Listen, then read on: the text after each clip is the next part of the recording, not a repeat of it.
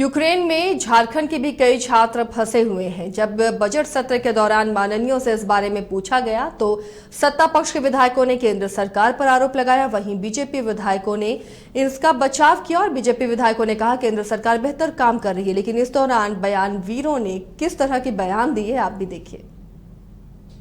हाँ, उनको तो चुनाव चाहिए, बच्चे तो थोड़ी चाहिए। इरफान साहब ये माँ का दूध पिया है तो रूस जो बम्बाई कार्रवाई को में जाकर इरफान साहब रोक दें। दवा नेता इरफान साहब यहाँ प्रधानमंत्री को यूपी चुनाव से फुर्सत नहीं है। बाकी यूक्रेन के में फंसे हैं छात्र छात्राओं, उसमें किसी तरह का उसका ध्यान नहीं है। बंधु तिर्की जी की समझदारी कितनी है नहीं है उस पर हम लोगों को कमेंट नहीं करना है।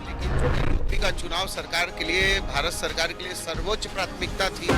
सभी छात्रों को जल्द से जल्द रेस्क्यू करके भारत सरकार सुरक्षित पहुंचाए। जी का स्वागत के लिए लॉकडाउन का स्प्रेड हुआ। देश के प्रधानमंत्री कम से कम जात पात छोड़े, चुनाव छोड़िए, अभी हमारे बच्चों को लाइए। झूठा व्यक्ति है इरफान साहब, लफू आदमी है, उसे क्या बात करिएगा। देखिए, प्रधानमंत्री को यूपी चुनाव से फुर्सत नहीं है।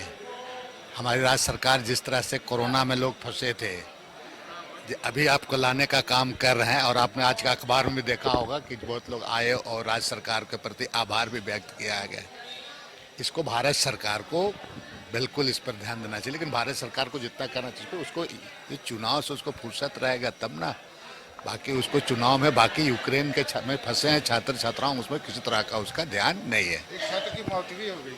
वो तो दुखद घटना है, बहुत चिंता का विषय है। अगर हो सकता तो उसको समय पर अगर लाने के लिए भारत सरकार अगर इसको प्रयास करती तो ऐसी घटना नहीं होती।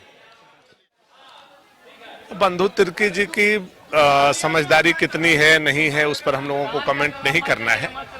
कितने लोग आज यूक्रेन से वापस आ रहे हैं, इन चीजों को देखना चाहिए। प्रधानमंत्री जी ने ये भी आग्रह किया कि युद्ध नहीं हो, इस तरह की उन्होंने रसिया के राष्ट्रपति से भी बात करने का काम किया।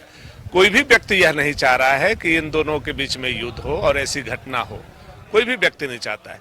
लेकिन अब ये दुर्भाग्यपूर्ण घटना घटी है तो निश्चित तौर पर वैसे परिवार के लोगों को मुआवजा मिले, राशि मिले, और क्या किया जा सकता है इसमें। देखिए, निश्चित तौर पर मैं कहना चाहता हूँ, मैं यूक्रेन से पढ़ा हूँ और जो घटना घटी है वहाँ, इसकी हम निंदा करते हैं। नवीन नाम का लड़का का वहाँ पे डेथ हुआ है, वो मेडिकल का छात्र था।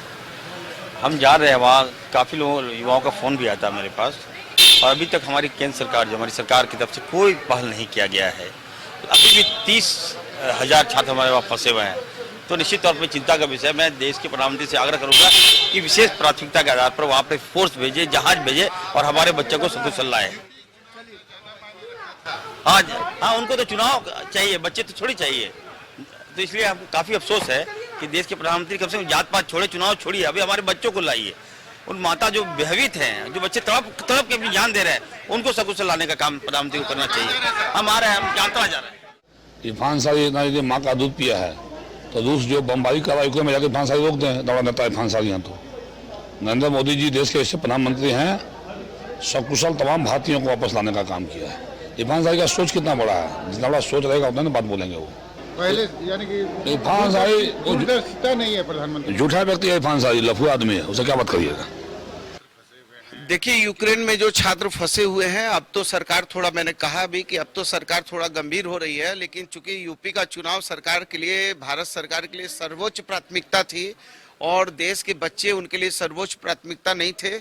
और यदि वो समय रहते हुए, यदि यूक्रेन से जैसे ही 2-3 महीने से आ रहा था कि रूस और यूक्रेन में तनाव चल रहा है, और वो समय रहते ही यदि भारत सरकार अपने बच्चों को घर वापस बुला लेती तो शायद हमारा एक बच्चा जो मौत के काल में समाया वो भी नहीं समाता और ये परिस्थितियां नहीं पैदा होती।